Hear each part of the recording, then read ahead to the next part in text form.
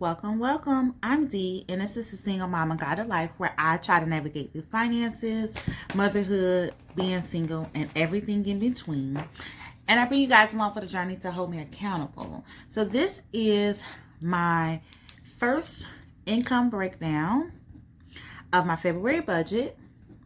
The date is 1/29/2021. Okay, so our budget, when we create it, is our roadmap to our money, and our income breakdown is the pit stop. So this is where we stop and we take account of the income that's coming in, and then we tell it what it needs to do. Okay, so first and foremost, in order for us to tell our money what to do, we have to know exactly what we have.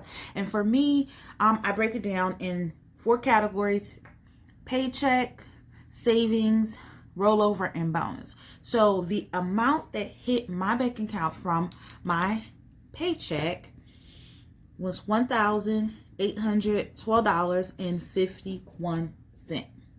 Now, I do have to pull from savings, and that is $294.15. The rollover is $407.39. I didn't receive any bonus or expect any bonus for this income breakdown period. So let's go ahead and see how much I have to work with. So that's $1,812.51, $294.15, $407.39. So that's $2,514.05. So let's tell that money what to do. Additionally, what I did is I did pre-fill my expense tracker, envelope system, and sinking funds categories because I just want to do less writing. Okay, so for this income breakdown period, we have our rent that's due is $715. The payers plan is due on the 4th and it's $100.99. The internet is due on the 6th and it's $64.99. Streaming is due on the 8th and it's $14.93. Life insurance is due on the 9th and it's $38.54. Electric is also due on the 9th and it's $105. Credit card number 1 is due on the 11th and it's $294.15. And given is something that's miscellaneous, but the total expected to into this category is $174.41. Okay, so it's a couple of things that I want to talk about before we proceed. Now, in January budget breakdown, I mentioned that I wasn't going to be listing all of my expenses. So when I did my income breakdown for January, the only expenses that was listed was the ones that was expected to be deducted from my checking account. Well, let me tell you. So January started off murky, y'all. I was spending money before the money was actually allocated. So I had to play catch up. I was writing a whole bunch of notes to try to help me move the money where it needed to go. And those notes became so murky to the point where I just couldn't tell in certain accounts what was heads and what was tails. It was just crazy. And then life happened. And so then my mind became cluttered. So it was a lot of, I wish I had set this up in a better way. So the better way that I set it up is to ensure that every bill that is expected to be taken out of each income breakdown is listed, regardless of where it's coming from. So yeah, what I'm going to do first is, because I still want to know what's coming out of my checking and what's going to be charged on my credit card. So the bills that's going to be charged on my credit card is internet, streaming, and life insurance. Those are the 3 bills that's going to be coming out of my credit card. So they're going to be charged. And the other bills are actually going to be pulled out of my checking account. Those are the ones that I want to keep a track of, because I need to know what's in my checking account to make sure I'm not going to overdraw anything. So with that being said, when I do my income breakdown, I'm going to list all of the bills that's due for it, but the only ones that I'm going to total up are the ones that's going to be pulled out of this particular checking account. So let's go ahead and do that at this current time. So we have our rent, which is $715, the payers plan, which is $100.99, electric, which is $105, credit card number 1, which is $294.15, and we have our giving, which is $170. It's supposed to be $174. So we're just going to add $3 and make that even. And there we go. So $1,389.55 is what I'm expected to come out of my actual checking account. So let's go ahead and we're going to write that down so we have that listed there. The next thing that we're going to talk about is our envelope system. And so for my envelope system, I have these 6 categories. There has not been any change to it. For fun money, I am going to send $25. For gas, I'm going to send $60. For groceries, it's $180. For household, it's going to be $40. For personal, it's going to be $40. And for restaurants, it's going to be $20. So let's go ahead and calculate that up as well.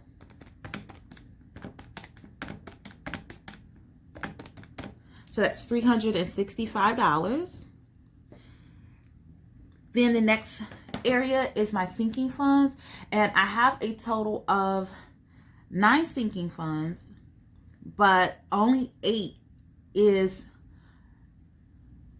used in my budgeting, because the other one, which is my taxes, is for side income. So I do not take that from my regular income to pay towards my side income taxes. So for car maintenance, I'm going to send $100. For gifts, it's going to be $25. I'm not going to send anything to health. For miscellaneous, it's going to be $25. For Papa, it's going to be $100. For property, it's going to be $15. I'm not sending anything to the travel sinking fund, but stated in the budget with me is that I am going to still allocate that $50 that I send to travel into the bills saving account, which is tied into these bills, because again, I will be paying that anyway. So for bill carryover, there's nothing that I need to send there, because there's what I've actually budgeted was the actual amounts. There was no difference. So let's go ahead and we're going to calculate to see what we'll be sending to our sinking funds, which will be $265. So let's just put that there. That's $265. Okay, so first and foremost, we're starting with $2,514.05. And the first thing that we're going to do is actually minus the expense of $113.89.55. So that leaves $1124.50.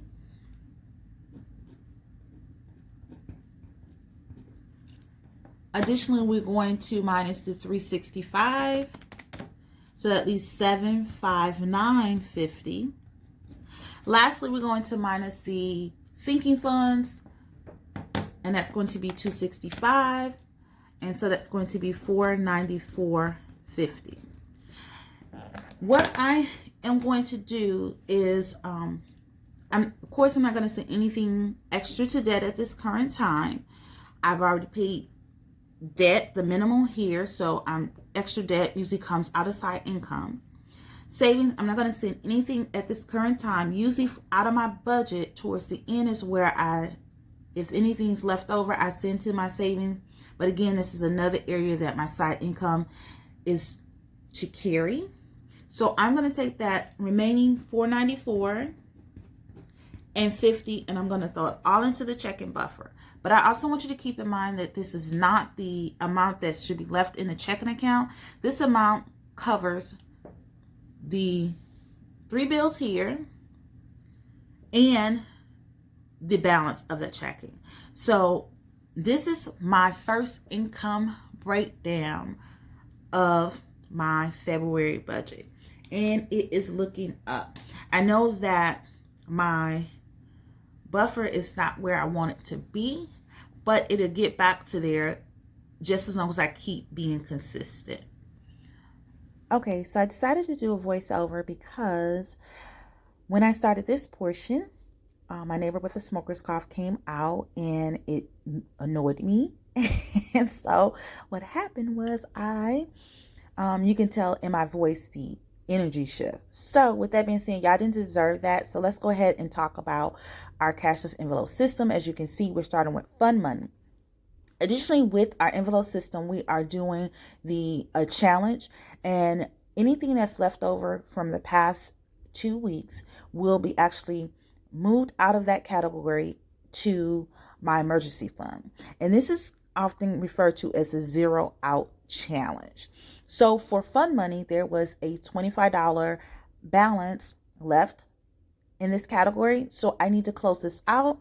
I'm simply doing that by dating it and then notating that this is for the zero out challenge and minusing the $25 to get this category back to zero.